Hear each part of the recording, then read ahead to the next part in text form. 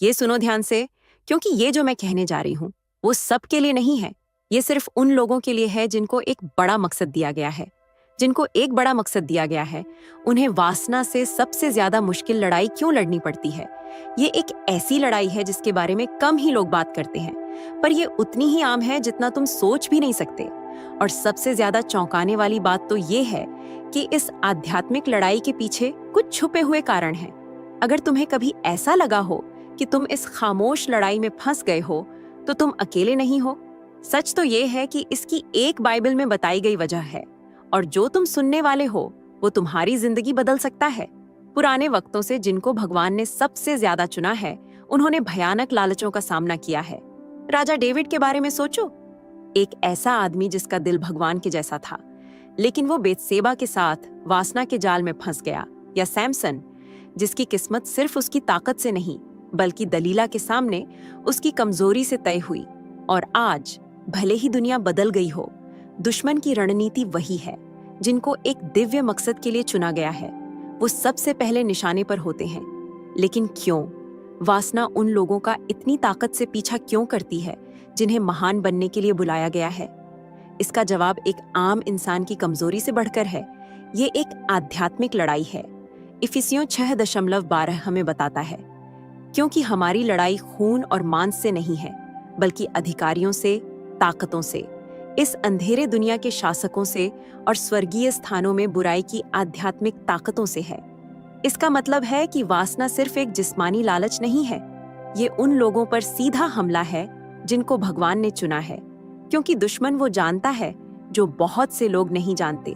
अगर वो एक चुने हुए इंसान की पवित्रता को भ्रष्ट करने में कामयाब हो गया, तो वो उसके मकसद को भटका सकता है और उसकी रोशनी को बुझा सकता है। लेकिन ये लड़ाई इतनी ताकत से क्यों होती है? 5 चौंकाने वाले कारण हैं जो इस लड़ाई के पीछे की सच्चाई बताते हैं। और जब तुम उन्हें जान लोगे तो समझ जाओगे कि तुम्हें कभी भी अपनी सुरक्षा कम नहीं करनी चाहिए। वासना सिर्फ एक पल की चाहत नहीं है, न ही ये सिर्फ शरीर की एक इच्छा है। चुने हुए लोगों के लिए ये एक ऐसा हथियार है जिसे दुश्मन बिल्कुल सही तरीके से इस्तेमाल करता है। और वो ऐसा इसलिए करता है क्योंकि वो जानता है कि एक बड़े मकसद के लिए चुने गए लोग अपने अंदर एक ऐसी आग रखते हैं जो जिंदगियों को बदल सकती है, जंजीरों को तोड़ सकती है और धरती पर भगवान के राज्य को फैला सकती है। लेकिन क्या होगा अगर वो आग बुझ जाए? क्या होगा अगर भगवान के लिए जुनून एक बेतरतीब जुनून से बदल जाए? वहीं पर इस लड़ाई का असली खतरा है। आध्यात्मिक संवेदनशीलता लालच को और तेज बना देती है। चुने हुए लोगों का भगवान से गहरा संबंध तो होता ही है, पर वो आध्यात्मिक दुनिया के बारे में भी ज्यादा जानते हैं। वो सतही चीजों से आगे देखते हैं। वो महसूस करते हैं जो दूसरे महसूस नहीं कर सकते, और वो उन अनदेखी लड़ाइयों को देखते हैं जो स्वर्गीय जगहों में लड़ी जा रही हैं। लेकिन इस संवेदनशीलता का मतलब ये भी है कि दुश्मन उन पर और जोर से हमला करता है। एक सैनिक के बारे में सोचो, युद्ध के मैदान में जितनी ऊंची उसकी पोस्ट होगी, उतना ही वो दुश्मन के लिए खतरनाक होगा और इसलिए उस पर उतने ही ज्यादा हमले होंगे। चुने हुए लोग आध्यात्मिक युद्ध में सबसे अच्छे सैनिक होते हैं। वो आम विश्वासी नहीं होते, बल्कि खास मिशन के लिए बुलाए गए योद्धा होते हैं। और वासना एक जहरीला तीर है जो उनके दिमाग और दिल में घुसने के लिए बनाया गया है। दुश्मन जानता है कि वासना सिर्फ शरीर का लालच नहीं है, बल्कि दिमाग का भी है। सब कुछ एक सोच से शुरू होता है, एक छोटी सी तस्वीर से, एक ऐसी इच्छा से जो नुकसान न पहुंचाने वाली लग सकती है। लेकिन एक बार जब वो दिमाग में घुस जाती है और उसे बढ़ने दिया जाता है, तो वो एक ऐसा किला बन जाती है जिसे तोड़ना मुश्किल होता है। इसलिए बाइबल में 2 कुरिन्थियों 10:5 में हमें बताया गया है, हम तर्क और हर उस चीज को तोड़ देते हैं जो भगवान के ज्ञान के खिलाफ खड़ी होती है, और हम हर सोच को मसीह को आज्ञाकारी बनाने के लिए पकड़ लेते हैं। चुने हुए लोग ज्यादा ताकतवर लालचों का सामना करते हैं क्योंकि उनकी महसूस करने की क्षमता ज्यादा गहरी होती है। जब वो भगवान के करीब आते हैं तो वो दुश्मन को ज्यादा दिखने लगते हैं, और जितना ज्यादा वो आध्यात्मिक रूप से बढ़ते हैं, उतनी ही उनके खिलाफ इस्तेमाल होने वाली तरकीबें और बेहतर हो जाती हैं। वासना उनमें से सबसे ज्यादा असरदार है क्योंकि ये चुपचाप हमला करती है, एक प्राकृतिक इच्छा का भेष बदलकर, और बिना इंसान को पता चले कंट्रोल हासिल करने की कोशिश करती है। अकेलापन छुपी हुई लड़ाइयां पैदा करता है चुना जाना अक्सर एक अकेला रास्ता चलने का मतलब होता है, इसलिए नहीं कि भगवान तुम्हें अकेला देखना चाहता है, बल्कि इसलिए कि तुम्हारे मकसद की गहराई को दूसरे हमेशा समझ नहीं सकते। बहुत से चुने हुए लोगों को लगता है कि वो इस दुनिया में फिट नहीं होते, कि उनकी सोच अलग है, कि उनकी आत्मा किसी और चीज के लिए तरसती है। लेकिन अगर इस अकेलेपन को सही से न संभाला जाए तो ये दो धारी तलवार बन सकता है। दुश्मन जानता है कि अकेलापन कमजोरी की ओर ले जा सकता है। जब एक योद्धा अकेला होता है, बिना एक मजबूत आध्यात्मिक कम्युनिटी के, बिना किसी ऐसे इंसान के जिससे वो अपनी बातें कह सके, बिना किसी ऐसे इंसान के जो उसे कमजोरी के वक्त में हिम्मत दे, तो वासना के खिलाफ लड़ाई और भी मुश्किल हो जाती है। ये अकेलेपन के अंधेरे में है, जहां दुश्मन के हमले ताकत हासिल करते हैं, जहां पाप साए में छुप जाता है और एक खामोश लड़ाई बन जाता है जो दिमाग और दिल को खा जाती है। बहुत से चुने हुए लोग इसलिए नहीं गिरे क्योंकि वो कमजोर थे, बल्कि इसलिए कि उन्होंने सोचा कि वो अकेले लड़ सकते हैं। लेकिन बाइबल हमें सिखाती है कि ताकत अकेले रहने में नहीं, बल्कि दूसरे विश्वासियों के साथ जुड़ने में है। सबोपदेशक 4:9-10 कहता है, अकेले रहने से दो बेहतर हैं, क्योंकि उन्हें अपनी मेहनत का अच्छा फल मिलता है। क्योंकि अगर वो गिर जाए तो एक अपने साथी को उठाएगा, लेकिन अकेले पर अफसोस है, क्योंकि जब वो गिरेगा तो उसे उठाने वाला कोई नहीं होगा।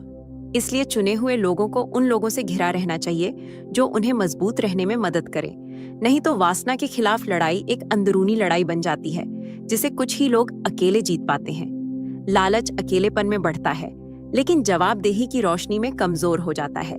और यहाँ सबसे चौंकाने वाली बात आती है, दुश्मन उनसे नहीं डरता जो वासना में गिर जाते हैं, वो उनसे डरता है जो गिरने के बाद उठते हैं। क्योंकि जब एक चुना हुआ अपनी लड़ाई को पहचानता है, मदद मांगता है, आध्यात्मिक रूप से मजबूत होता है और अपने शरीर पर काबू पा लेता है, तो वो अंधेरे की सल्तनत के लिए और भी बड़ा खतरा बन जाता है। लेकिन लड़ाई यहीं खत्म नहीं होती। 3 और वजहें हैं जो बताती हैं कि ये लड़ाई इतनी जोरदार क्यों है, और जो तुम अगले हिस्से में जानोगे वो इस आध्यात्मिक युद्ध को देखने का तुम्हारा नजरिया हमेशा के लिए बदल सकता है। एक ऊंची पुकार ऊंचे हमले को खींचती है। एक इंसान का मकसद जितना बड़ा होता है, उसके खिलाफ उतनी ही जोरदार लड़ाई होती है। ये एक ऐसी बात है जिसे कुछ ही लोग समझते हैं, जब तक कि वो अपनी असली किस्मत में चलना शुरू नहीं कर देते। यीशु ने भी खुद अपने काम शुरू करने से पहले इसका अनुभव किया था। उन्हें रेगिस्तान में ले जाया गया, जहां उन्होंने जोरदार लालचों का सामना किया। ल्यूक 4:2 कहता है कि 40 दिनों तक उसे शैतान ने आजमाया। अगर भगवान के बेटे को इस लेवल के हमले का सामना करना पड़ा, तो ये क्या सोचना कि आज के चुने हुए लोग इससे नहीं गुजरेंगे। दुश्मन उनका पीछा नहीं करता जो कोई खतरा नहीं होते, वो उन पर संसाधन बर्बाद नहीं करता जो आध्यात्मिक रूप से सो रहे हैं या जिनका राज्य पर कोई असली असर नहीं है। लेकिन अगर तुम एक चुने हुए हो, अगर तुम अपने अंदर एक ताकतवर पुकार रखते हो, तो तुम एक जरूरी निशाना हो, और वासना उनमें से सबसे ज्यादा इस्तेमाल होने वाला झाल है, क्योंकि ये गवाहियों को बर्बाद कर सकता है, मंत्रालयों को कमजोर कर सकता है और किस्मतों को भटका सकता है। सैमसन की कहानी को देखो, उसे अपनी माँ के पेट से ही एक दिव्य मकसद के लिए अलग कर दिया गया था, लेकिन दुश्मन ने उसे कमजोर करने के लिए क्या इस्तेमाल किया? वासना। दलीला सिर्फ उसका लालच नहीं थी, वो हथियार था जो उसे गिरने के लिए ले गया। जजों 16:19 उस वक्त का वर्णन करता है जब सैमसन को धोखा दिया गया था। दलीला ने उसे अपनी गोद में सुला दिया और एक आदमी को बुलाया ताकि वो उसके बालों की 7 चोटियों को काट दे।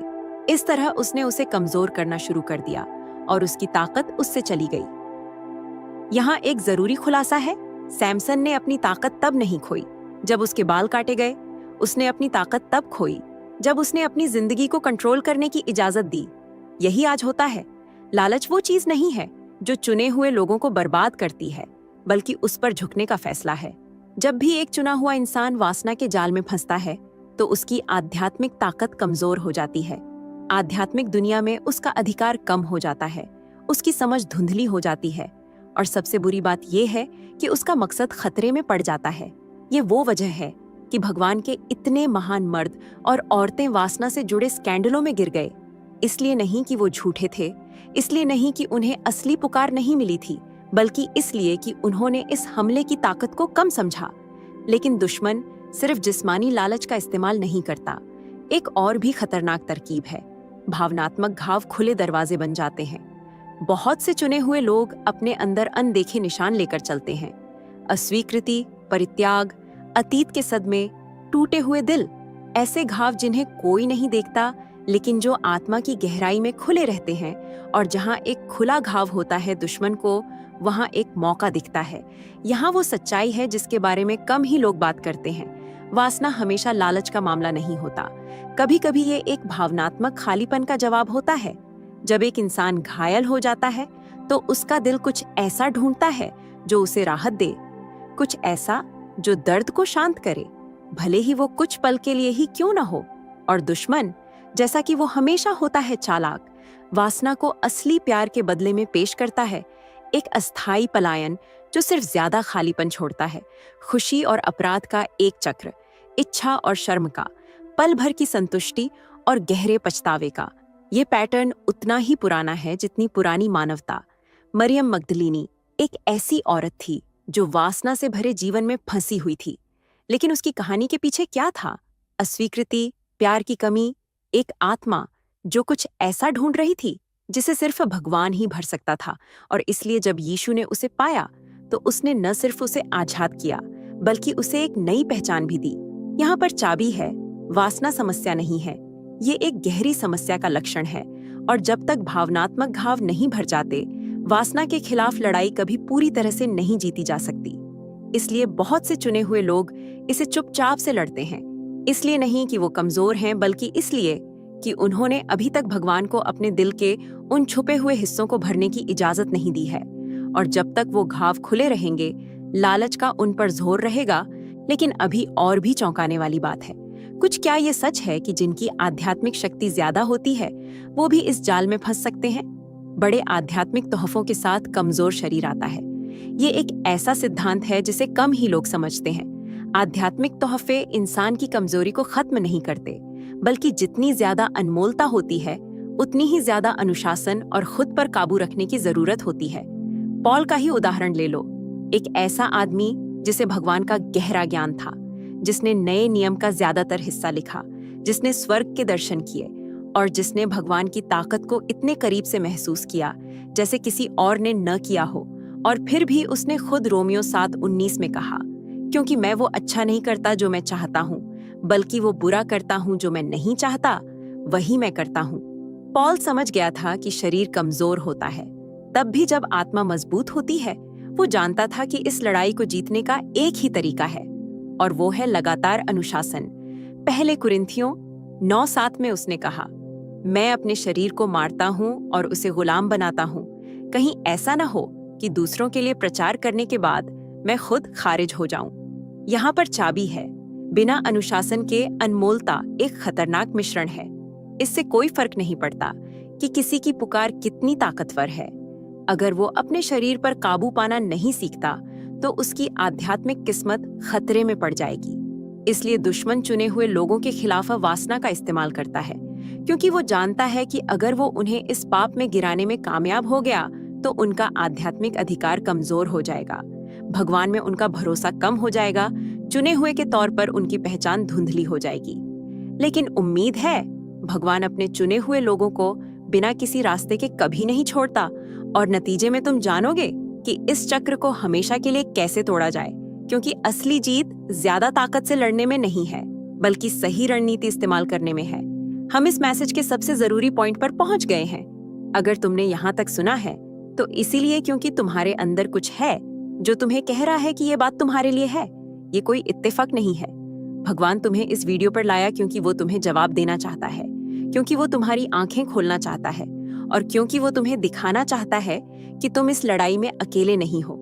अब ध्यान दो, क्योंकि जो तुम सुनने वाले हो वो हमेशा के लिए तुम्हारी जिंदगी बदल सकता है। दुश्मन ने हमेशा से वासना को भगवान के चुने हुए लोगों के खिलाफ एक हथियार के तौर पर इस्तेमाल किया है। उसने इसका इस्तेमाल सैमसन के खिलाफ किया, उसने इसका इस्तेमाल डेविड के खिलाफ किया, उसने इसका इस्तेमाल सुलेमान के खिलाफ किया, और वो आज भी इसका इस्तेमाल ताकतवर पुकारों वाले मर्द और औरतों के खिलाफ कर रहा है। लेकिन यहाँ वो सच्चाई है जो वो नहीं चाहता कि तुम जानो। तुम्हें इस लड़ाई का गुलाम बनकर जीने के लिए नहीं बनाया गया था। तुम्हें लगातार गिरने और पछताने वाली जिंदगी जीने के लिए नहीं बुलाया गया था। तुम्हें जीतने के लिए बुलाया गया है। तो फिर इस चक्र को हमेशा के लिए कैसे तोड़ा जाए? चाबी ज्यादा ताकत से लड़ना नहीं है, बल्कि सही रणनीति से लड़ना है। वासना इच्छा शक्ति से नहीं जीती जाती, नहीं ये खाली वादों से जीती जाती कि इस बार ऐसा फिर नहीं होगा, नहीं ये अपराध या सजा से जीती जाती। वासना एक सोच बदलने से जीती जाती है। यीशु ने मत्ती 5:28 में कहा, जो कोई किसी औरत को बुरी नजर से देखता है वो अपने दिल में पहले ही उससे व्यभिचार कर चुका है। जिसका मतलब है कि दिक्कत काम से नहीं बल्कि सोच से शुरू होती है। दुश्मन चाहता है कि तुम ये मानो कि तुम बस तब तक रोकने की कोशिश कर सकते हो जब तक कि तुम फेल ना हो जाओ, लेकिन भगवान तुम्हें कुछ अलग सिखाना चाहता है। सिर्फ रोकना नहीं, बल्कि अपने दिमाग को नया करना, ताकि लालच का तुम पर जोर कम हो जाए। ये हमें दूसरे जरूरी पॉइंट पर ले जाता है। असली लड़ाई भगवान की मौजूदगी में जीती जाती है। डेविड इसलिए गिरा क्योंकि उसने भगवान के साथ अपने वक्त को नजरअंदाज कर दिया। जिस वक्त में वो लड़ाई में नहीं था और घर पर रहा, तब लालच ने उसे पकड़ लिया। इसके उलट यूसुफ इसलिए जीता क्योंकि उसके पास लालच से ज्यादा ताकतवर कुछ और था, भगवान के साथ एक गहरा संबंध। जब पोतीफर की पत्नी ने उसे बहकाने की कोशिश की तो वो लालच से समझौता करने के लिए नहीं रुका। उसने बहस करने की कोशिश नहीं की, वो भाग गया। क्यों? क्योंकि वो समझ गया था कि लालच से तर्क नहीं किया जाता, उसे छोड़ा जाता है। यहाँ पर चाबी है, तुम वासना को नहीं हरा सकते अगर तुम अपनी आत्मा से ज्यादा अपने शरीर को खाना खिलाते रहोगे, अगर तुम सोशल मीडिया पर ज्यादा वक्त बिताओगे, वो कंटेंट देखने के लिए जो इच्छाओं को जगाता है, अगर तुम अपने आसपास उन बातों को रखोगे जो लालच को बढ़ावा देती हैं, अगर तुम्हारा दिमाग गलत तस्वीरों और विचारों से भरा हुआ है, तो इस लड़ाई को जीतना नामुमकिन होगा। लेकिन अगर तुम भगवान की मौजूदगी से अपनी आत्मा को भरने का फैसला करते हो, तो लालच तुम पर अपनी ताकत खो देगा। जब एक बर्तन खाली होता है तो उसे कोई भी चीज भर सकती है, लेकिन जब वो पानी से लबालब भरा होता है तो वहां किसी और चीज के लिए जगह नहीं होती। तुम्हारी आत्मा को भगवान से भरने की जरूरत है। तुम्हें जीतने के लिए पहचान की जरूरत है। दुश्मन ने तुम्हें ये यकीन दिला दिया है कि ये एक नामुमकिन लड़ाई है, कि ये तुम्हारे वजूद का हिस्सा है, कि तुम कभी नहीं जीत पाओगे। लेकिन ये सब झूठ है। तुम अपना पाप नहीं हो, तुम अपना अतीत नहीं हो, तुम अपनी हार नहीं हो। तुम भगवान के चुने हुए हो, और एक चुने हुए को उसकी लड़ाइयों से नहीं बल्कि उसके मकसद से पहचाना जाता है। भगवान ने तुम्हें पहले ही आजाद देख लिया है, उसने तुम्हें पहले ही जीतते हुए देख लिया है, उसने तुम्हें पहले ही पवित्रता में चलते हुए देख लिया है, एक साफ दिमाग के साथ, एक ठीक हुए दिल के साथ। दुश्मन चाहता है कि तुम इस बात पर ध्यान दो कि तुम कितनी बार गिरे हो। भगवान चाहता है कि तुम उस चीज पर ध्यान दो जो उसने तुम्हारे लिए तैयार की है। जब तुम उठने और चलने का फैसला कर लेते हो, और यहीं पर सब कुछ बदल जाता है। आज फैसला करो, कल नहीं। नहीं उस दिन जब तुम गिर जाओ और तुम्हें अपराध बोध महसूस हो, नहीं जब तुम्हें लगे कि ये सही वक्त है। आज इस चक्र को तोड़ने का फैसला करो, क्योंकि दुश्मन उनसे नहीं डरता जो लड़ते हैं, वो उनसे डरता है जो जबरदस्त फैसले लेते हैं। आज वो दिन है जब तुम अपने दिमाग को भगवान के वचन से भरने का फैसला करते हो, उन विचारों की बजाय जो तुम्हें गंदा करते हैं। आज वो दिन है जब तुम उन हालातों से दूर भागने का फैसला करते हो जो तुम्हें हमेशा गिराते हैं। आज वो दिन है जब तुम पहले से ज्यादा भगवान की मौजूदगी को पाने का फैसला करते हो। आज वो दिन है जब तुम वैसा जीने का फैसला करते हो जैसा तुम सच में हो, एक चुने हुए। ये आसान नहीं है, लेकिन ये करने लायक है, क्योंकि जो भगवान ने तुम्हारे लिए रखा है वो बहुत बड़ा है। कुछ पलों के लिए अस्थायी खुशी के लिए इसे खोना सही नहीं है। तुम्हें गुलाम बनने के लिए नहीं बुलाया गया था, तुम्हें आजाद होने के लिए बुलाया गया था। तो अब मैं चाहता हूं कि तुम कमेंट्स में लिखो, आज मैं आजाद होने का फैसला करता हूं। इन शब्दों को एक ऐलान की तरह लिखो, भगवान के साथ एक वादे की तरह, इस बात के संकेत की तरह कि तुम इस चक्र को तोड़ने के लिए तैयार हो और उस मकसद में चलने के लिए जो उसने तुम्हारे लिए रखा है। और जाने से पहले मैं चाहता हूं कि तुम 3 काम करो ताकि तुम्हारी जिंदगी में इस बात की मुहर लग जाए। इस वीडियो को लाइक करो और अपने दिल में इस शिक्षा की ताकत को जगाओ। चैनल को सब्सक्राइब करो। यूनिवर्सल ट्वीट्स चैनल से जुड़ने के लिए धन्यवाद। अगर आप यूनिवर्सल ट्वीट्स के माध्यम से ब्रह्मांड के संदेश को अपने जीवन में महसूस करते हैं और इसे दूसरों तक पहुंचाने में मेरा साथ देना चाहते हैं, तो सुपर थैंक्स के जरिए आपका समर्थन मेरे लिए बहुत मायने रखता है, क्योंकि यह सिर्फ एक आर्थिक मदद नहीं है, बल्कि ब्रह्मांड की ऊर्जा को और अधिक मजबूत बनाने का एक तरीका है। सुपर थैंक्स देकर आप न सिर्फ मेरे काम को सराहते हैं, बल्कि इस दिव्य यात्रा को आगे बढ़ाने में भी योगदान देते हैं। और आपका हर दान ब्रह्मांड के संदेश को और अधिक लोगों तक पहुंचाने में मदद करता है। आपका हर योगदान न सिर्फ मेरे लिए बल्कि उन सभी के लिए प्रेरणादायक है। इस वीडियो को किसी ऐसे इंसान के साथ शेयर करो जिसे इसकी जरूरत है। तुम्हें अंदाजा भी नहीं है कि भगवान सिर्फ एक मैसेज से एक जिंदगी को कैसे बदल सकता है। याद रखो, जीत ज्यादा ताकत से लड़ने में नहीं है, बल्कि सही रणनीति से लड़ने में है।